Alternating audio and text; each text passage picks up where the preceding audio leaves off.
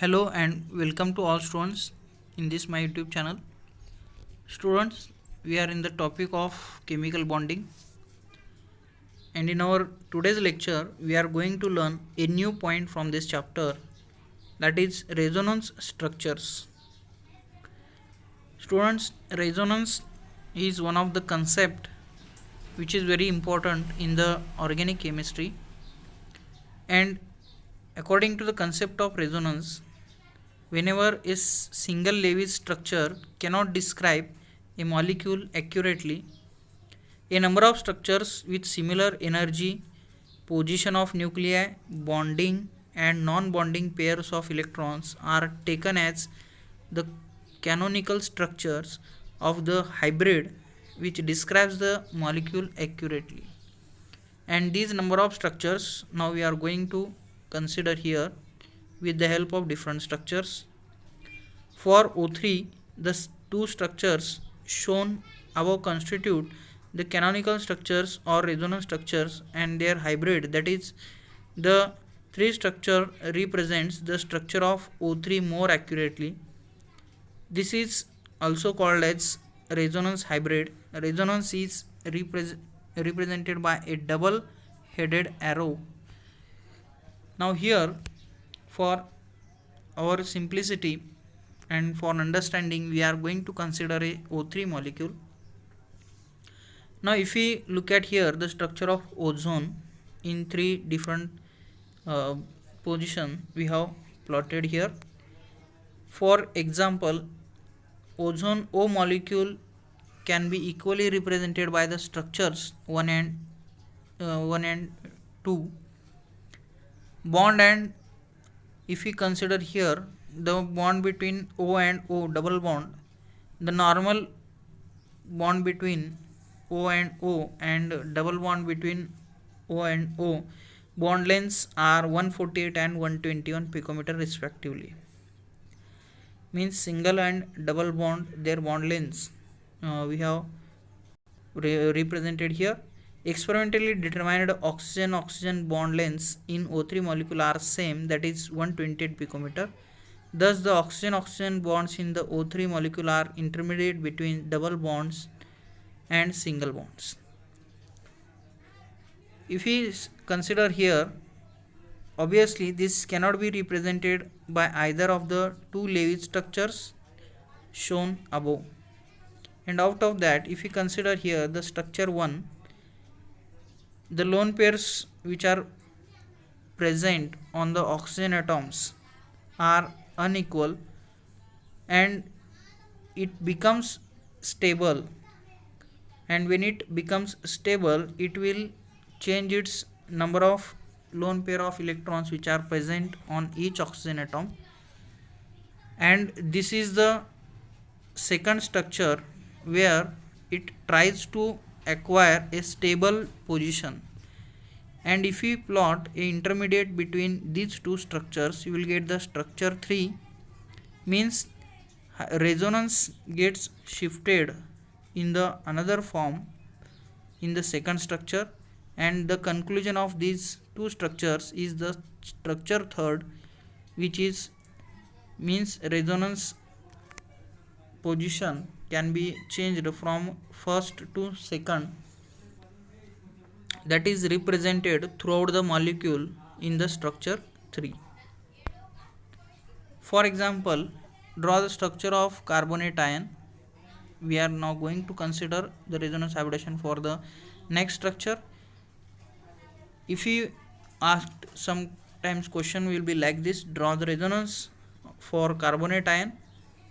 Now the solution for the above question will be like this: the single Lewis structure based on the presence of two single bonds and one double bond between carbon and oxygen atoms is inadequate to represent the molecule accurately, as it represents unequal bonds. According to the experimental findings, all the carbon oxygen atom bonds in CO3 2- are equivalent. Therefore, carbonate ion is best described as resonance hybrid of the canonical forms, that is resonance structures 1, 2 and 3 shown below. If we consider here in the structure first, the lone pair of electrons on the oxygen atom, that is, should be 2 when it in stable form, but here if we consider in between carbon and oxygen, where the single bond is present on that oxygen atom, there is the presence of 3 lone pair of electrons. Therefore it tries to acquire the stable position, so as lone pair of electrons are now converted into the bonding pairs, and it will be represented in the next structure. And again the second structure is also unstable. Again lone pair of electrons are now going to shift on the another oxygen atom. So this will continues up to the 3 structures. If we consider here structure 1, 2 and 3, you will get the number of lone pair of electrons which are present on the oxygen atoms on different oxygen atom we have considered here, because in each structure lone pair of electrons shifts from one oxygen atom to the another oxygen atoms through the formation of bond. So this is the possibilities which are by which we can say that structures becomes stable by uh, converting lone pair of electrons into bond pair and bond pair into the corresponding lone pair, and at the same time this molecule can form a resonance hybrid structure, which is we have seen in our previous slide. Now if sometimes if we ask some questions will be like this: explain the resonance of CO2 molecule. The experimentally determined carbon oxygen bond length in the CO2 is 115 picometer. The lengths of normal carbon to oxygen double bond, that is C double bond O, and carbon to oxygen triple bond C triple bond O are 121 picometer and 110 picometer respectively. The carbon oxygen bond lengths in CO2 lie between the values of C double bond O and C triple bond O. Obviously, a single Lewis structure cannot depict this position, and it becomes necessary to write more than one Lewis structures. And to consider that structure of CO2 is best described as a hybrid of the canonical or resonance forms, that is the 3 structures that we have seen in our previous slide. So here is the resonance hybrid that we can also show here.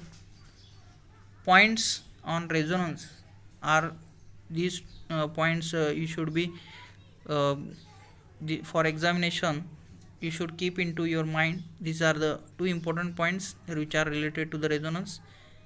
Resonance stabilizes the molecules as the energy of the resonance hybrid is less than the energy of any single canonical structure.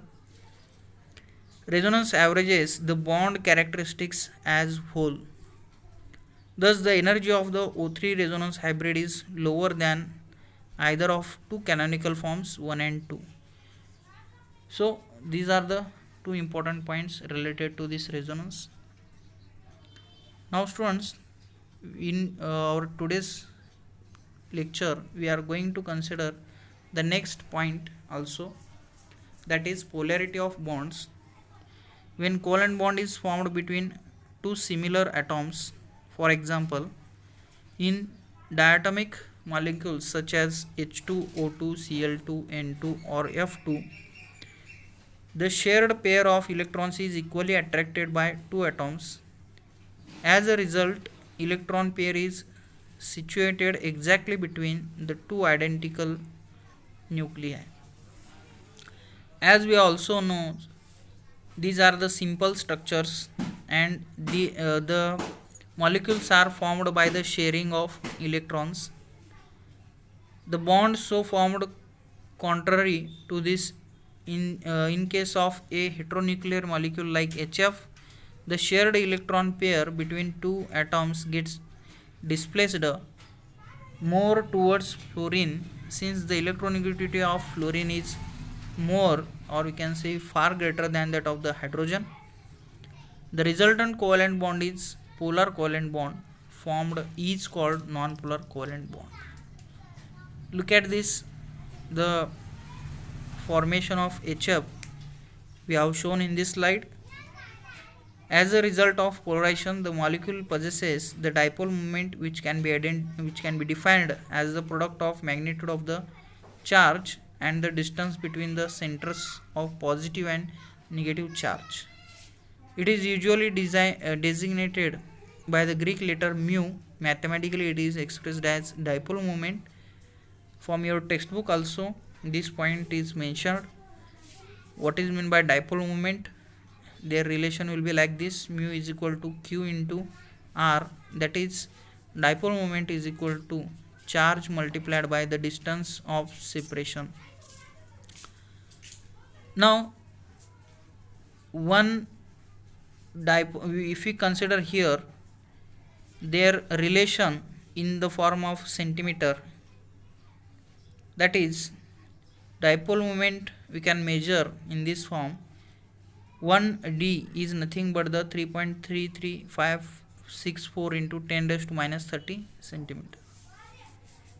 Now further, dipole moment is a vector quantity, and by convention it is depicted by a small arrow with tail on the negative center and head pointing towards the positive center. But in chemistry, presence of dipole moment is represented by the cross arrow, which is shown in this slide. Put on the Lewis structure of the molecule, the cross is on positive end and arrowhead is on negative end.